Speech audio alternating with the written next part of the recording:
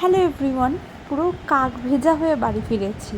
তো বাড়িতে আসার পর অনেকক্ষণ বৃষ্টি দেখছিলাম, আর বৃষ্টি তো থামার নামই নেই। আর আমি বোর হচ্ছিলাম, কী করব বুঝতে পারছিলাম না, কারণ ডিনার রেডি করাই ছিল। তো হঠাৎ করে মাথায় আইডিয়া হলো, এত বৃষ্টি হচ্ছে, চলো যেটা ফ্রিজে আছে থাক, একটু রাতে খিচুড়ি বানাই। তো সেই মতো একটু চাল ডাল সমস্ত ভালো করে ধুয়ে ঠুয়ে নিয়েছি, আর এখানে আলু ফুলকপিও কেটে নিয়েছি। আর মশলাটাও আমি বেটে নিয়েছি। আমি সাধারণত খিচুড়িতে পেঁয়াজ দিই না, একটু আদা টমেটো বাটা দিয়ে মশলা করি।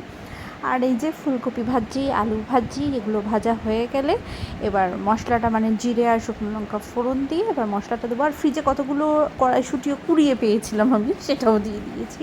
আর এখানে চাল ডাল সেদ্ধ করতে বেশি বসিয়ে দিয়েছি। দেখো, খিচুড়ি দেখার মানে রেসিপি বলার মতো তো কিছু নেই, যা করলাম তাই দেখালাম। আর নামানোর আগে একটু ঘি না দিলেই তো নয়, মানে ঘিটা তো ম্যান্ডেটারি। আর এই যে এটা হচ্ছে পুরো প্ল্যাটারটা, মানে পাঁপড় পেঁয়াজি আর একটু ইলিশ মাছ ভাজা। এই ছিল আজকে আমার রাতের ডিনার।